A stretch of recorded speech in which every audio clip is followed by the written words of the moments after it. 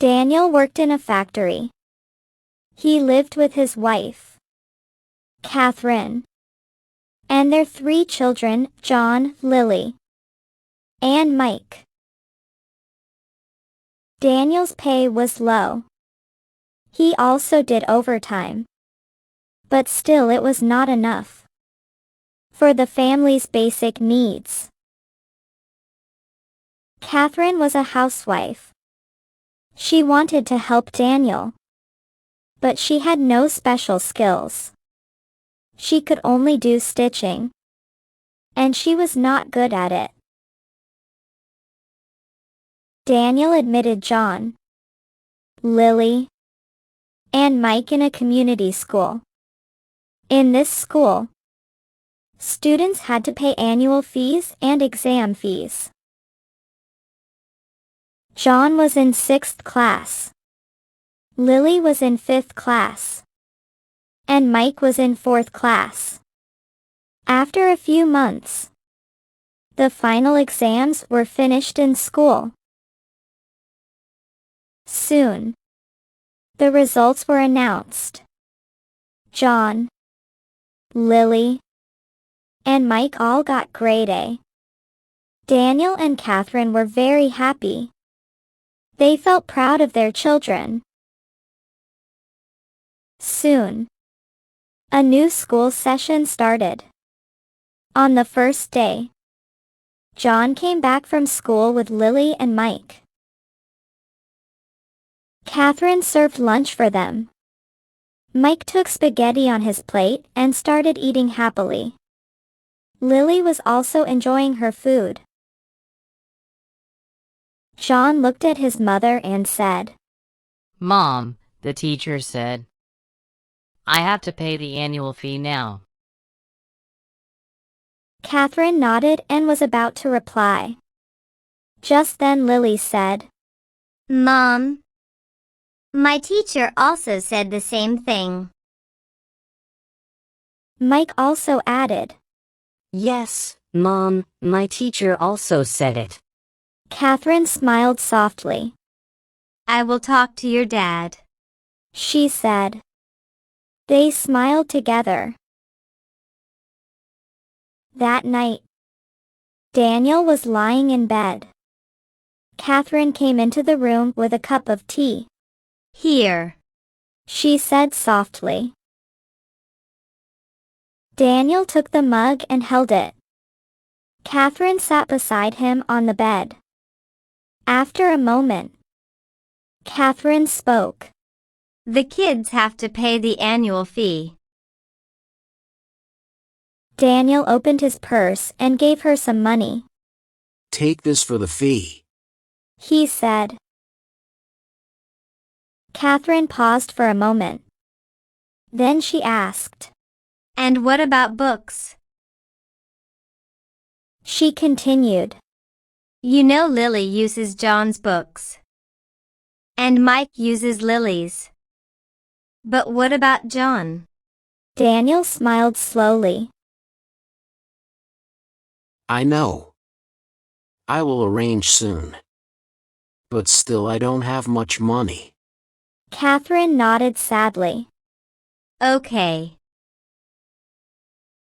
The next morning, Daniel finished his breakfast and left for work. The children were still having breakfast. After breakfast, they picked up their bags for school. Catherine handed John the money. "Take this and pay the fee," she said softly. John took the money and looked at it for a moment. Then he hesitated. "Mom, and my books?" he asked slowly. Catherine replied gently. "I talked to your dad. He said he will arrange soon." John smiled slightly. "Okay, Mom." After reaching school, John paid the fee in the office and went to his class. During the math period, Sir Michael explained some problems on the board. Then, he gave the remaining exercise to the students to solve. John also started solving the questions. He was looking at the problems from his friend Archie's book. Sir Michael was taking rounds in the class. When he came near John's desk, he stopped. Where is your book? He asked. John stood up slowly. He hesitated for a moment. Sir, I didn't buy it yet.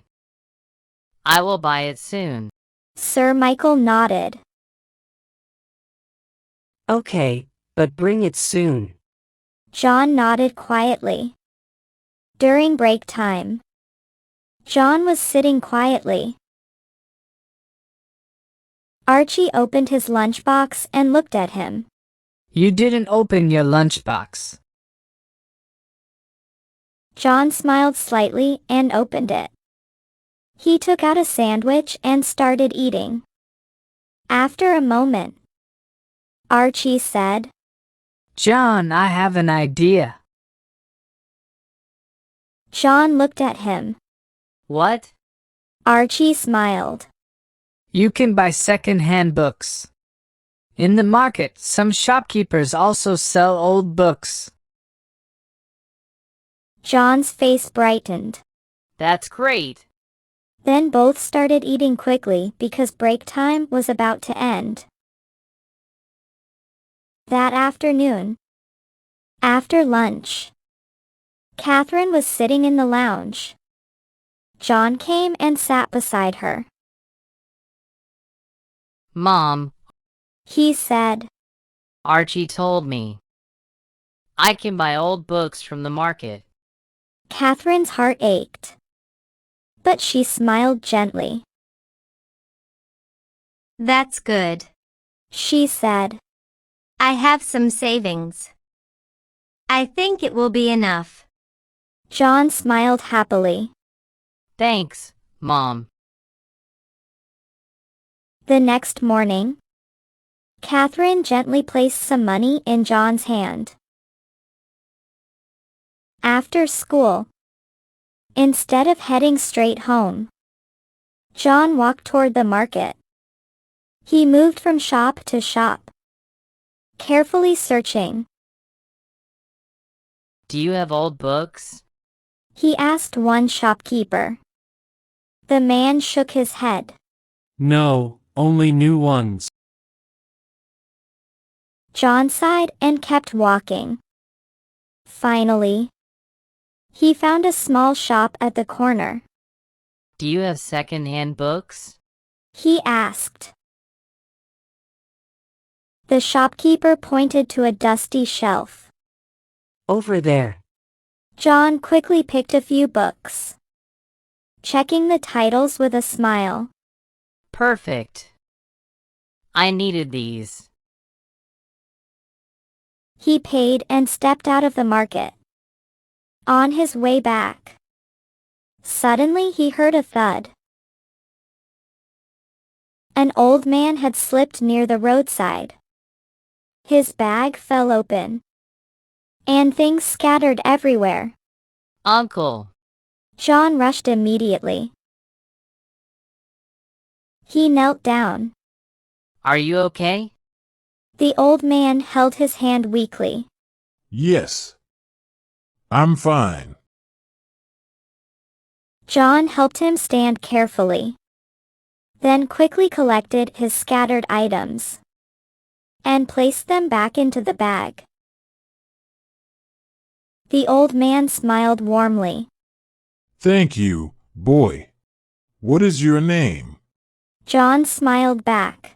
John. The man spoke. I am Arnold. I forgot my glasses at home, so I couldn't see properly. John looked worried. Where's your house? I will take you there. Arnold smiled faintly. No. I can go myself.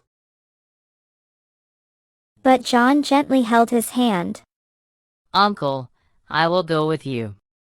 Arnold chuckled softly. All right then, let's go. Soon, they reached a beautiful house, surrounded by trees and a small garden. Arnold opened the gate. Come inside. John hesitated. I might be late. Arnold laughed. Just drink a cup of tea with me. After a moment, John nodded. Okay. He stepped inside and looked around in amazement. Fruit trees stood in the garden. Arnold walked into the lounge and picked up his glasses from the table. After wearing them, he turned back. Come to the kitchen. He said. John followed him. In the kitchen, Arnold made tea and served it with cookies and cake. John picked a cookie and asked politely, Uncle, do you live alone? Arnold sighed. Yes, dear. My son works abroad. He calls me often, but I don't want to leave my home. He looked at John. Which shift do you study in? Morning. John replied. Arnold paused and looked at him. Then why are you still in school uniform? John lowered his voice. Actually, I went to the market after school. I needed old books. They are hard to find. Only a few shops sell them. He opened his bag slightly and showed the books. Arnold became silent for a moment. Then he said gently, John, I live alone here. I need someone who can stay with me. You won't have to do any hard work. My servant handles everything. Just come after school. Spend some time with me, have tea, and stay here until evening. That's all. He continued. I will pay for your education and also give you a good salary. John thought for a moment. I will talk to my mom and dad first. He said slowly. Then he added. But I have one condition. Arnold raised his eyebrows. What condition? I will clean your garden John said shyly. and collect fruits that fall from the trees. Arnold suddenly laughed warmly. You don't need to collect fallen fruits, my boy. Take whatever you want directly from the trees. Moral. Kindness brings good returns.